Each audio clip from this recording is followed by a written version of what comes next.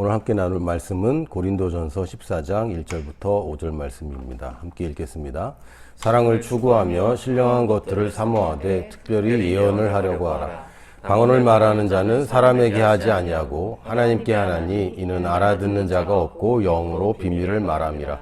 그러나 예언하는 자는 사람에게 말하여 덕을 세우며 권면하며 위로하는 것이요 방언을 말하는 자는 자기의 덕을 세우고 예언하는 자는 교회의 덕을 세우나니 나는 너희가 다 방언하기를 원하나 특별히 예언하기를 원하노라. 만일 방언을 말하는 자가 통역하여 교회의 덕을 세우지 아니하면 예언하는 자만 못하니라. 아멘.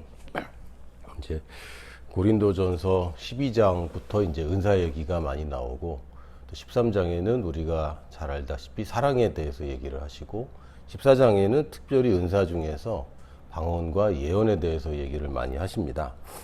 우리가 방언에 대해서 뭐 잘 알고 있고 또 여러분들 잘 하고 있을 텐데 이 방언이 무슨 의미이고 또 무엇을 위해서 하는지에 초점을 정확하게 맞추지 않으면 우리가 방언을 많이 하는 것이 좋다. 그냥 막연히 알고 있는 것보다는 정확하게 그 의미를 알고 거기에 맞춰서 하는 게 사실은 맞다고 저는 믿습니다.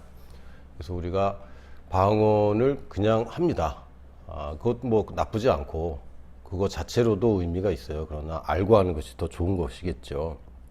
특히 제가 성경 읽을 때마다 아주 디테일한 뉘앙스 번역이 좀 아쉬운 부분이 많아요.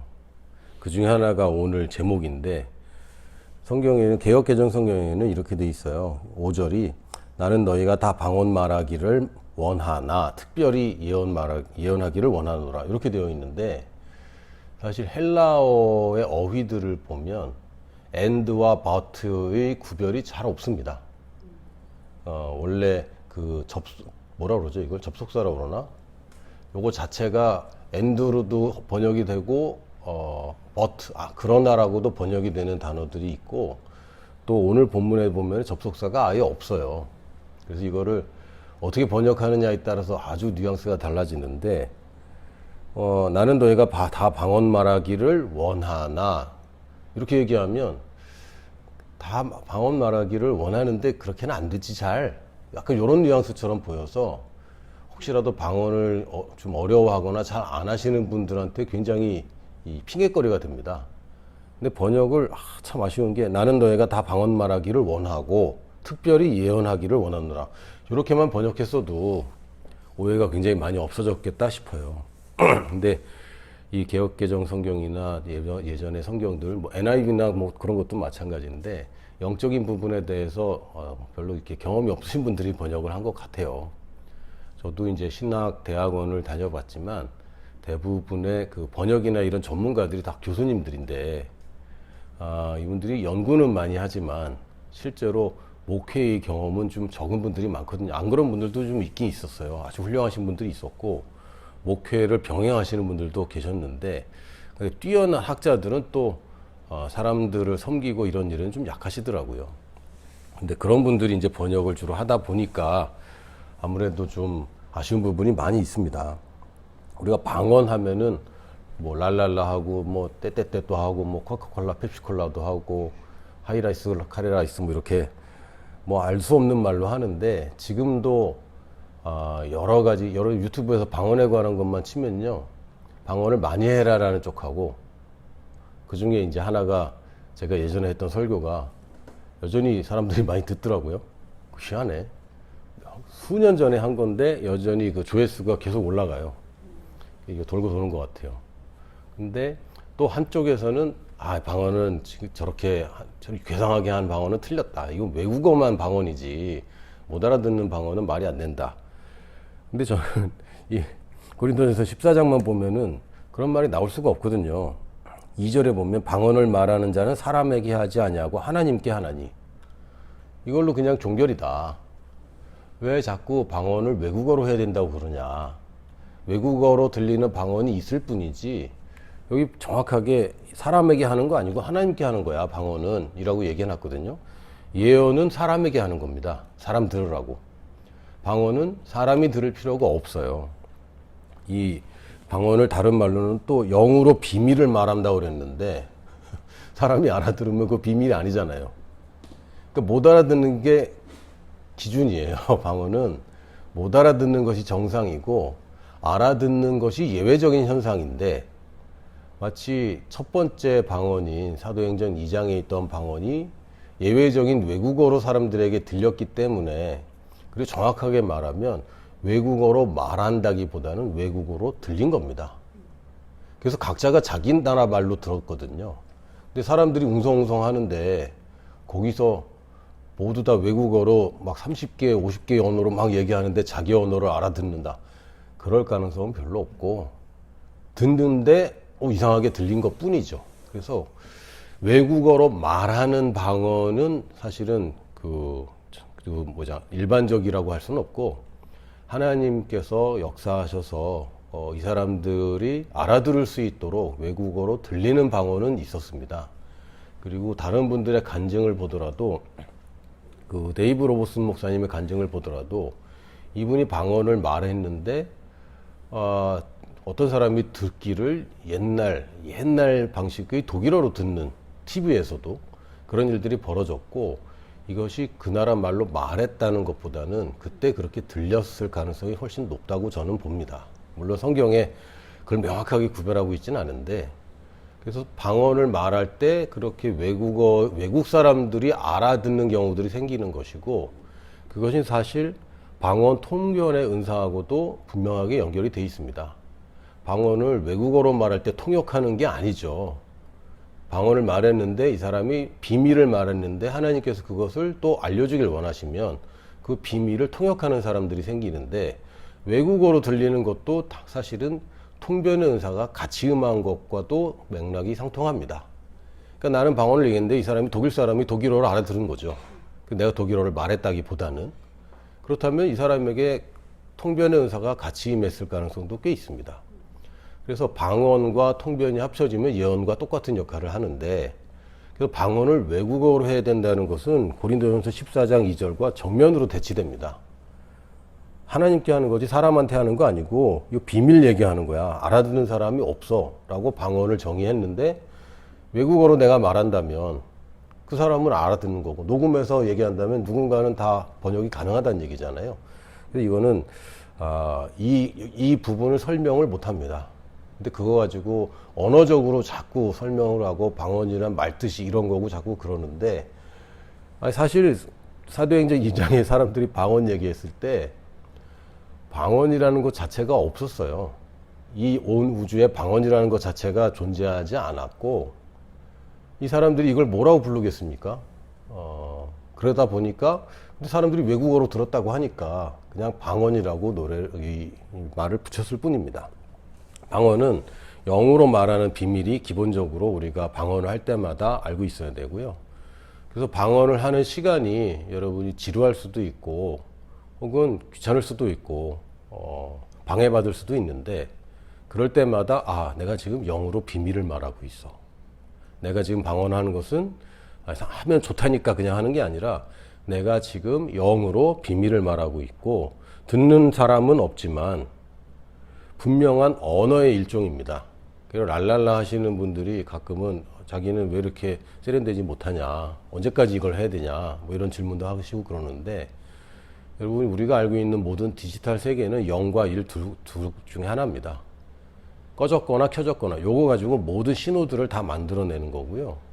그리고 랄랄라 하나의 음성을 가지고도 여러분 띄어쓰기만 제대로 하면 모든 데이터가 의미 있는 데이터를 만들고 전송하고 알아들을 수 있습니다. 예전에 모르스 부호라는 것도 뚜 아니면 뚜 둘 중에 하나죠. 길거나 짧거나. 그래서 우리가 방언을 말할 때 이거 영적인 것이 비밀로 말해지는 것이기 때문에 하나님만 알아들으면 되는 거예요. 내가 몰라서 얻는 이익도 있습니다.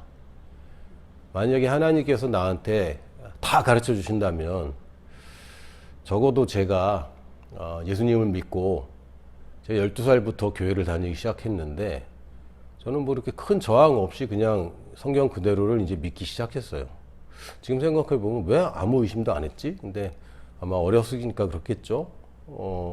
그때 만약에 하나님께서 나에게 너는 2008년도에 라오스라는 나라로 갈 거야. 거기 선교사로 가서 아주 시골에 갈 거야. 이렇게 했으면 제가 그 기도 하겠습니까? 절대 안 했습니다. 저는 서울 사람이고 당시에 시골 포천에 이제 저희 아버지 고향이셨는데 거기만 가도 옛날에 그 부뚜막 있고요. 소 여물 먹이는 외양간 있고 집 안에 거기 아주 딱질색이고 벌레들 다니고 아주 그냥 끔찍했거든요. 시골만 가면 그 벌레들과 화장실 때문에 막 고통스럽고 그러는데 그때 하나님이 나한테 야 너는 시골 가서 살 거야 그러면 절대 그 기도 안 하죠. 마찬가지입니다. 그리고 여러분이 연애를 할 때도 뭐 저는 뭐 그런 경험이 있으니까 연애를 하는데 그럼 뭐라고 기도하겠어요? 이 여자가 또는 이 남자가 저희 남편이나 아내감이 아니게 해주세요. 이런 기도 안 할 거예요. 근데 제가 짝사랑했던 여자들과 다 결혼했다면 수많은 이혼을 같이 했겠죠. 그리고 지금 태어난 저희 아이들은 그럼 어떻게 되는 거야? 그러니까 제가 그때 여자친구를 사귈 때 이 여자친구와의 그 미래를 위해서 기도하는 것이 다 응답된다면 그것도 곤란한 거 아닙니까?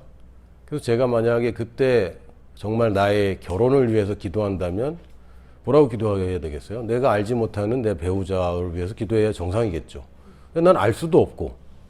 그러니까 우리에게 한계가 무엇이냐면 알 수 없는 것을 기도하지 못한다는 거예요. 여러분 알 수 없는 걸 어떻게 말하겠어요?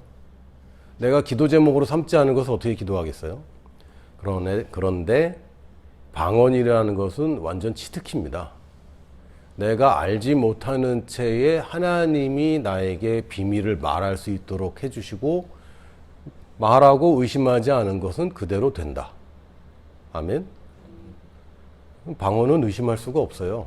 왜? 내가 이거 지금 무슨 얘기를 하고 있는지 모르기 때문에. 그리고 또는 여러분이 알지 못하는 누군가를 위해서 중보할 때에도 방언은 굉장히 좋습니다. 물론 우리가 이제 기도할 때, 중보할 때, 우리가 제목을 가지고 혼의 영역에서 기도하는 것도 중요합니다. 우리가 선교지를 위해 기도할 때도 우리가 선교지를 품고, 선교사님에게는 있지만 우리에게 없지만 그래도 절실함을 가지고 또 선교사님은 상황에 압도되지만 우리는 모르기 때문에 담대하게 더 기도할 수 있거든요. 그래서 믿음의 말을 하고 내 믿음을 끌어올리는 것은 굉장히 중요합니다. 그럼에도 불구하고 우리가 다 알 수가 없어요. 누군가의 필요를 다 알 수가 없습니다. 그런데 그때 방언을 하는 것은 완전 그 치트키죠. 이것만큼 야 이건 진짜 하나님이 천재적이다. 저는 방언을 생각할 때마다 와 이거 반치가 아닌가 싶을 정도로 솔직히 말씀드리면 여러분 성령 충만하지 않아도 인생 살 수 있습니다. 또는 방언 안 하고 성령님의 은사 하나도 못 받아도 신실한 크리스찬으로 살 수 있습니다. 그런 예들 꽤 많이 있었고요. 특히 한국에 오신 선교사님들이 대부분 복음주의 계열 선교사님들이셨거든요. 그러니까 뭐 병고침이 나타난다, 뭐 기적이 나타난다, 혹은 뭐 예언이나 각종 은사가 나타난다 그런 거 없이도 사람들이 예수님 믿고 구원받고 또 신실하게 살 수 있습니다. 그런데 선물 안 받고 사는 것도 가능해요. 그런데 선물 주는데 굳이 안 받는 것은 그것은 미련한 것이고 무식한 겁니다. 하나님이 이미 주신 선물이고 이 선물 사용해서 잘 살으라고 하셨는데 그걸 안 받겠다는 건 그 무식한 거예요. 여러분이 나중에 유산을 받게 될 때 이것은 내 돈이 아닙니다. 유산을 받지 않겠습니다. 라고 하는 것은 이거는 굉장히 무식한 것이고 어리석은 짓입니다. 여러분 필요 없다면 받아서 누군가에게 나눠줄 수 있어요. 근데 이걸 안 받겠다. 이거는 되게 이상한 짓이죠. 그것은 부모님의 그 선물을 멸시하는 것이고 하나님이 선물로 주신다고 얘기했는데 그걸 어떻게든 찾아서 내 것으로 만들 생각해야지 하나님이 주신 선물을 무시하거나 이건 없는 것이거나 이건 그런 게 아니라고 얘기하는 것은 끔찍한 짓입니다. 나중에 하나님 만나서 뭐라고 그러려고? 기껏 선물 줬는데 그건 너 왜 무시했냐? 이러면 뭐라고 그러겠습니까? 기껏 준비해놨는데 밥 차려놨는데 안 먹고 그냥 가버리는 거 많이 했잖아요 우리. 특히 뭐 고등학교 때 엄마가 기껏 차려놨는데 안 먹어 그러고 좀 더 잘래 막 이러면서. 근데 이거는 이 정도 수준이 아니고요. 인생에서 굉장한 치트키입니다. 그 성령님의 인도를 받느냐 안 받느냐가 우리 인생의 완전 게임 체인저예요. 왜요? 미래를 아시니까. 미래를 아시는 분의 조언을 받는 거, 안 받는 거, 이거는 인생이 완전 달라집니다. 그런데 우리가 다 할 수가 없잖아요. 그럼에도 불구하고 마치 내가 성령님이 아는 것을 다 아는 수준에서 기도하는 것과 똑같은 효과를 갖는 것이 방언입니다. 이것만한 선물이 없어요, 제가 볼 때는. 그리고 이 방언이 모든 나의 성령님의 은사들을 열어주는 통로가 됩니다. 왜요? 방언이야말로 성령님의 존재를 인정하는 것이고, 성령님이 분명히 아는 것이 있다고 인정하는 것이고, 성령님이 나를 통해서 지금도 역사하고 계시다는 걸 인정하는 것이고, 거기에 내가 동참하는 것입니다. 그러니까 이게 가장 기본적이면서도 모든 성령님의 은사를 활성화하는데 가장 좋은 통로인데, 우리가 방언을 잘 하지 않는 경우도 있고, 또 몰라서 이걸 무시하는 경우도 꽤 있어요. 그래서 방언의 기본적인 목적은 뭐냐면 자기의 덕을 세운다라고 되어 있습니다. 예언은 교회의 덕을 세우나 방언은 자기의 덕을 세운다, 이렇게 되어 있습니다. 여기도 보면은 여긴 그래도 이렇게 돼요. 방언을 말하는 자는 자기의 덕을 세우고 예언하는 자는 교회의 덕을 세우나니. 여기는 참 번역을 잘했어요. 만약에 방언을 말하는 자는 자기의 덕을 세우나, 이렇게 했으면 그것도 참 참 힘들었을 텐데, 여기는 또 제대로 잘한 것 같아요. 방언을 말하는 것은 자기의 덕을 세우고 예언하는 자는 교회의 덕을 세운다라고 되어 있습니다. 덕을 세운다는 단어는 이제 헬라어로 오이코도메오인데, 오이코스 하면은 집이란 얘기입니다. 그래서 이게 집을 건축하는 그런 의미이고, 건축하다, 뭐 집 짓다, 또는 세우다, 이런 뜻입니다. 이걸 이제 의역하면 성장하다, 성숙하다, 발전하다, 이런 뜻입니다. 근데 여러분, 방언을 아무리 해도요, 혼적으로는 여러분 성숙해지지는 않습니다.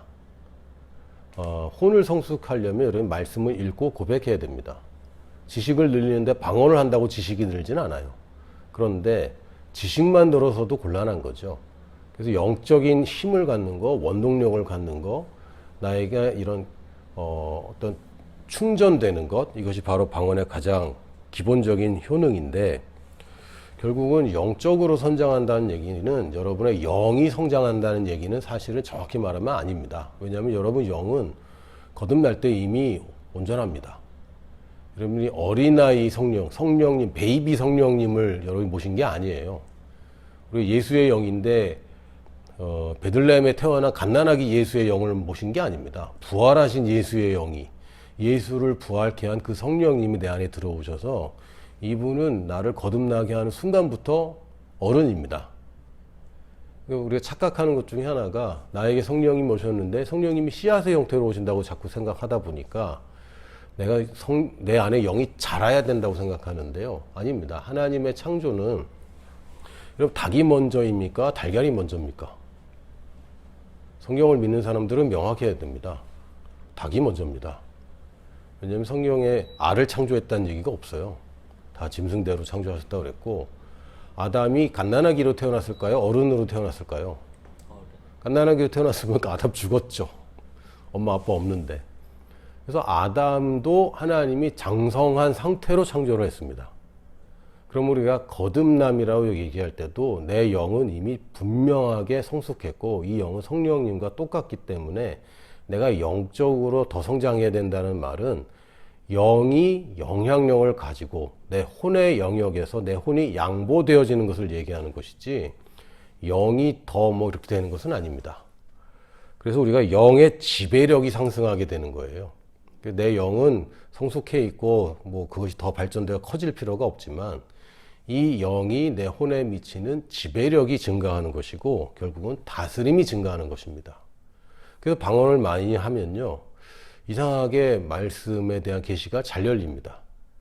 왜요?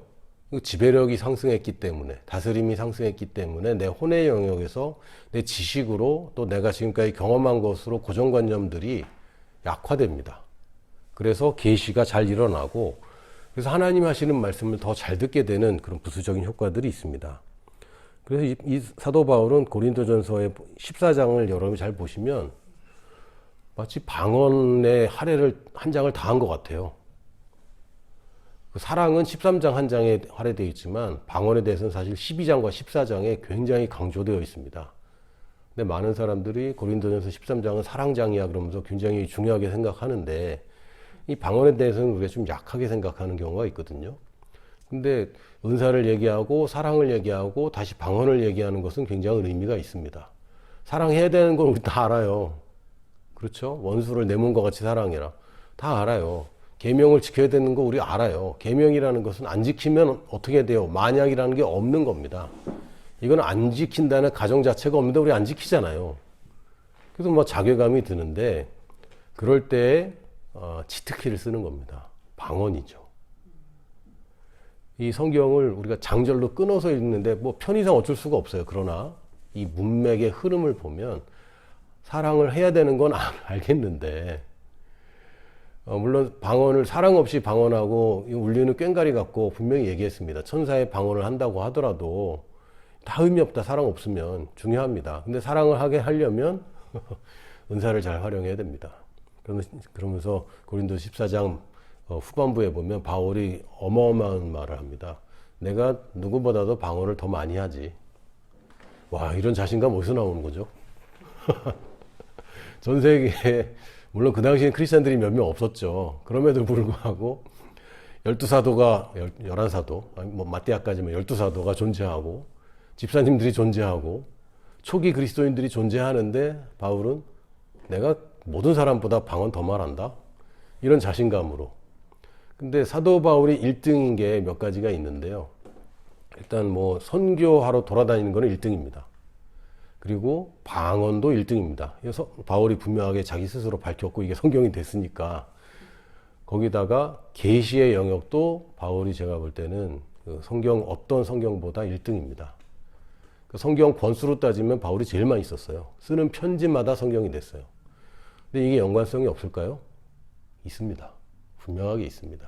마지막에 제가 말씀드리겠지만 바울이 방언을 제일 많이 말하는 것과 쓰는 편지마다 글마다 성경이 될 정도의 그 계시가 일어나는 것과 이 계시가 일어난 이 사람이 복음을 전하러 전 세계를 돌아다니며 이 선교하는 것, 이것은 연관성이 있습니다. 이 바울이 얘기할 때 나는 너희가 다 방언 말하기를 원하고 특별히 예언하기 또한 원하노라. 그러니까 방언은 기본이야 얘들아. 근데 예언까지 가면 좋겠어. 이런 뉘앙스지. 방언 말하기를 다 원하는데 그건 잘 안 될 거야. 할 사람 못할 사람 있어. 근데 또 예언도 좀 하면 좋겠어. 이런 게 아닙니다. 방언은 그냥 다 했으면 좋겠다. 한 사람도 빼지 말고 다 했으면 좋겠다. 근데 또 예언까지 너희들이 갔으면 좋겠다. 방언과 예언의 차이는 뭡니까? 우리 한 사람에게 덕을 세우는 것, 한 사람이 성장하는 것에서 교회의 성장으로 넘어가는 겁니다. 그러니까 나 한 사람이 잘 되는 것, 거기서 멈추는 게 아니고 다른 사람들에게 영향력을 끼치는 것. 근데 방언은 누구나 다 하는 것처럼 얘기했고 예언은 그 중에 또 누군가 하는 것처럼 얘기를 했어요. 그래서 방언을 하는 중에 예언의 은사도 생기고 방언을 하는 중에 다른 은사들이 부어진다고 생각하면 맞습니다. 그렇다고 방언을 해야지만 다른 은사가 주어진다라고는 아닙니다. 근데 다른 은사들을 보면 일단 자기를 성장시키면서 이제 은사들을 다뤄야 되는데 이 자기 성장에 관련된 거는 오직 방언이에요.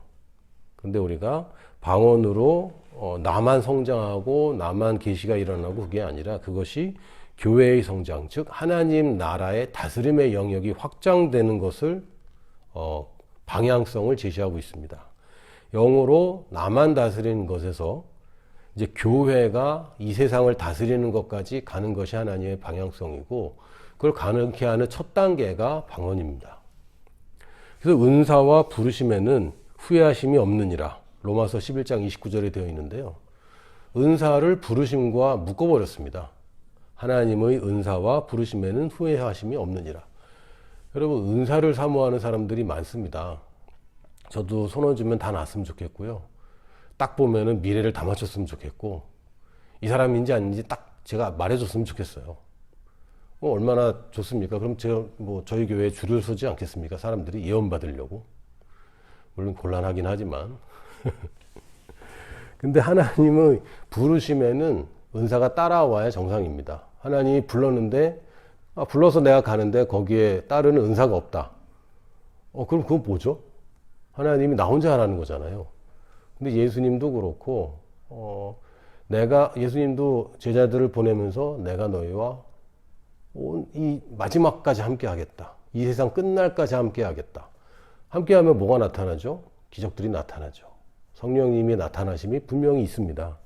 그래서 부르심과 부르심을 위한 선물들은 늘 같이 있는 것이고, 우리가 은사 그러면 자꾸 뭔가 신령한 것만 생각하는데, 성경에 있는 은사와 성경에 다루지 않은 뭐 다양한 은사들이 있습니다. 근데 이 은사는 그냥 재능을 넘어서서 하나님께서 여러분을 부르신 그 부르심을 더 잘하도록 해주시는 거예요. 그래서 은사를 은혜의 도구라고 생각하면 딱 맞습니다. 그 헬라어로도 은혜를 카리스라고 하고 은사를 카리스마라고 합니다. 우리 저 사람 카리스마 있어 그러면 리더십 있고 지도력 있고 통솔력 있는 사람이 카리스마 있다고 하는데요. 사실은 카리스마란 단어는 은혜의 통로, 은혜의 도구란 뜻입니다. 다시 말하면 연장이란 뜻이고요. 여러분이 회사에서 노트북을 지급합니다. 왜요? 돈 더 많이 벌어오라고, 영업 더 잘하라고. 여러분 출장 갈 때 차 태워주죠. 왜요? 빨리 가서 일하고 빨리 돌아오라고. 이게 당연한 겁니다. 그 일을 잘하는 사람은요, 비행기 태워줘야 됩니다. 일을 더 잘하는 사람은요, 이코노미 태워주면 안 되고 비즈니스 태워줘야 됩니다. 왜요? 그래야 그 사람이 가서 일 잘하니까. 금메달 딸 사람들은요, 버스 타고 다니면 안 됩니다. 비행기 타고 다녀야지. 배 타고 다닙니까? 아니죠. 비행기 타야죠. 왜? 일을 잘하니까. 하나님의 부르심에 가까이 가면 가까이 갈수록 은사는 따라오게 되어 있는데, 소위 말하는 영성 훈련하고 뭐 그런 성령파 뭐 이런 분들이 부르심은 상관없이 이제 은사들을 너무 추구하기 시작했어요. 근데 부르심에는 당연히 은사가 따라오는 것이고, 부르심에 집중하면 은사는 따라오게 되어 있는데, 은사 자체에만 집중하다 보니까 부르심 없는 은사는 이게 의미가 없는 거죠. 여러분 전철 탔는데 누가 도끼 들고 있으면 무슨 생각이 들겠어요? 저 뭐야 도대체. 무섭다. 망치라도 들고 있으면 겁나지 않겠습니까? 이상한 사람 손에 도구가 아주 흉악하고 더 무겁고 더 날카로운 도구가 들리면요, 그거 위험한 겁니다. 그래서 희한하게 선교사님들이 간증하는 게, 이분들이 한국에서는 아주 복음주의 교단, 복음주의라고는 하는데 사실 복음은 별로 없고 전통과 종교만 가득한 세상을 사셔서 그냥 뭐 은사라든지 치유는 전혀 맛보지도 못하고 귀신 쫓아내는 거는 경험도 못한 분들이 선교지 가는데 막 역사가 일어나. 이런 깜짝 놀랍니다. 그래서 선교지 오니까 치유가 일어난다. 뭐 이런 얘기들 많이 합니다. 왜 그러죠? 부르심의 은사가 따라오는 거예요. 그래서 막 선교지 가면은 많이 나타난다. 아니요. 부르심을 받은 사람이 가니까 당연히 은사가 나타나는 거죠. 그 원리는 모른 채 이상한 자꾸 이론들을 세우는데, 부르심과 은사를 하나로 묶어야 맞습니다. 그래서 하나님이 주신 선물인데 하찮다. 이거 하나님 모욕하는 거예요. 이건 말도 안 되는 얘기입니다. 하나님이 선물을 주셨는데 우리가 그 선물에 좀 관심이 없다. 이거는 그냥 무식하다는 얘기밖에 안 됩니다. 선물이 뭔지 모르는구나. 그게 얼마나 가치 있는지 모르는구나. 저희 아버지가, 저희 이제 선친이, 친구 중에 한 분이 세종호텔 부사장님이 한 분 계셨어요.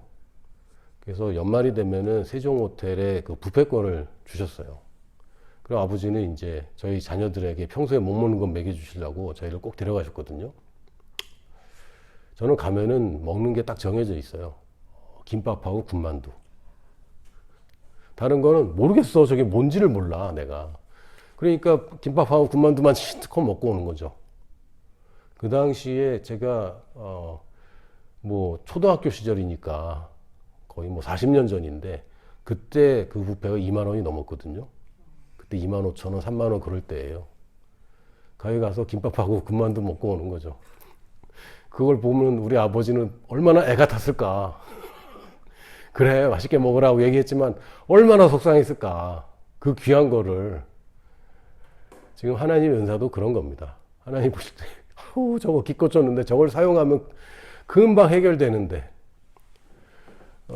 내 앞에 거센파도 금방 해결되는데, 모든 막 어려운 일들, 막 경기가 나쁘고 금리가 오르고 뭐 집값이 어떻게 되고 뭐 저거 금방 해결되는 건데 저것만 쓰면, 그런 아이템들을 뿌려 놓으셨는데 관심이 없는 거죠. 저 아이템 먹으면은 금방 막 경험치도 그냥 올라가고. 아이템이 뭡니까? 경험 안 했는데 경험치 올려주는 거 아니에요? 힘이 없는데 힘 늘려주고, 정신력이 없는데 정신력 올려주고, 이런 겁니다. 이게 바로 은사인데, 하나님의 은으로부터 하찮은 것이 나올 수 없고, 하나님이 주시는 부르심과 은사는 어마어마한 가치가 있습니다. 여러분의 부르심이 아직은 명확하지 않고 점점 명확해지겠지만 아직 불분명할 때에도 지금 여러분의 부르심 자체가 하찮은 것 같이 보인다면 여러분 잘못 생각하는 겁니다. 예를 들어서 교회를 섬기는 일이 하찮다고 생각하면 그거는 잘못 생각하는 겁니다. 제가 교회 생활, 한 교회를 오래 다니다 보니까 알잖아요. 이제 데이터가 쌓이니까. 이제 교회를 여기저기 다니고 그러면 데이터가 안 쌓이는데 거의 뭐 30년 넘게 한 교회에 머물다 보면 30년 동안 어느 집이 복을 받는지 정확하게 보입니다. 말도 안 되는 이상한 일들이 벌어지는 걸 보는데 이분들의 특징이 뭐냐면요. 뭐 선교사로 헌신하고 뭐 그런 것보다 교회의 작은 일에 충성하는 사람들.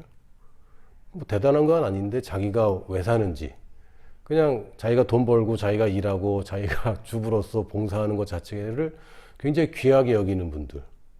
이분들이 사실은 어마어마한 복을 받더라고요. 이상한 복을 받아요. 제가 볼 때는 저 집 자녀들이 잘 될 수가 없어. 내가 잘 알거든. 그 집 자녀들을. 내가 이제 과외도 하고 그랬으니까. 짝수가 좀 없어요. 근데 나중에 보면 잘 됐어. 결혼도 잘하고 그 자녀의 자녀들까지 잘 돼. 가만 보면은 지금 이제 할머니 할아버지 그분들이 그렇게 교회를 사랑하고 교회에 충성하고 뭐 대단한 비전이 있고 막 그러지도 않아요. 담임 목사님을 귀하게 여기고 제가 볼 때 좀 답답하긴 했어요. 그런데 그분의 부르심이 그런 거예요. 왜? 교회가 바로 서야 선교를 하지. 교회가 휘청거리는데 어떻게 선교 계획이라도 세울 수 있겠어요? 못합니다. 근데 이분들이 교회의 기초를 놓는데 큰 헌신을 하신 분들. 큰 거 아닌데 누구나 할 수 있는 일인데 사실. 근데 그 일을 한 분들이 큰 복을 받는 걸 제가 봅니다. 이 모든 부르심과 은사들은 가치가 있어요. 그래서 어떤 사람들은 선교사님들은 가치가 있는데 나는 가치가 없다. 그거 아니에요.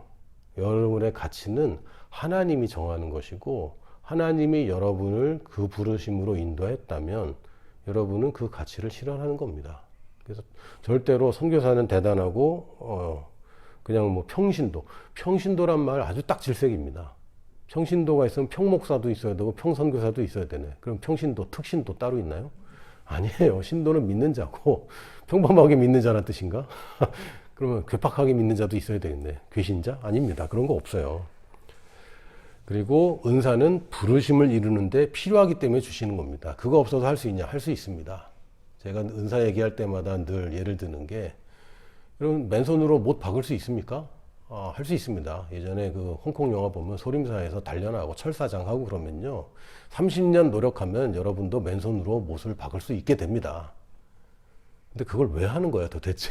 망치가 있는데. 여러분이 은사가 없으면 못 하나 주고 벽에다 못 박아라. 그럼 이제 우리는 굉장히 괴로운 거죠. 근데 그 못을 박으러 가면 늘 망치가 준비되어 있어요. 여러분의 하나님의 부르심을 생각할 때 하나님 은사를 주게 되어 있다. 가면 준비되어 있다. 오죽하면 여호와의 이름이 이레입니다. 준비하는 분. 그 준비해 주시옵소서. 그런 거 잘못된 기도입니다. 야, 내가 이름이 준비자야. 나는 준비 안 하고 뭘 하는 법이 없어. 근데 하나님이 무슨 준비가 필요합니까? 하나님의 부르심을 따라가는 우리에게 그런 준비가 필요한데 은사가 준비되어 있습니다. 저는 지금 솔직히 말하면요, 제가 말을 좀 잘한다고 생각합니다. 근데 제가 어렸을 때는요, 전혀 그렇지 않았어요. 말하려면 그 문장을 다 만들어 놔야 돼. 미리 만들어서 그걸 달달달 외우고 있어요. 그리고 앞에 나가서 그 얘기만 딱 하고 돌아옵니다. 변수가 생기면요, 큰일 나요. 그런데 그래서 하나님이 나한테 목사 얘기를 하셨을 때 이거는 불가능한 일이 아니겠는가 이런 생각도 많이 했습니다. 저는 어린 시절과 청소년 시절, 대학까지 아싸로 살았어요. 특히 이제 여성들 만나면 말도 못하고 그때 나한테 눈치를 준 여학생들이 좀 있었는데 그걸 다 눈치도 못 채고 지금 생각하면 왜 이렇게 바보같이 사는지 모르겠어요. 걔도 나 좋아하는 마음이 있었는데 지금 보면 딱 있거든. 근데 그때는 뭐 아무것도 없고 그 열등감이라 이런 게 가득했는데 어저께 저희 막내딸이 뭐라 그랬냐면 아빠는 완전 인싸야. 나보고 인싸래. 무슨 소리야? 그랬더니 아빠는 지금 인싸인데? 그러더라고요. 그래서 야 아빠 완전 아싸야? 그랬더니 아니래 인싸래 아빠는. 내가 언제 인싸가 됐지?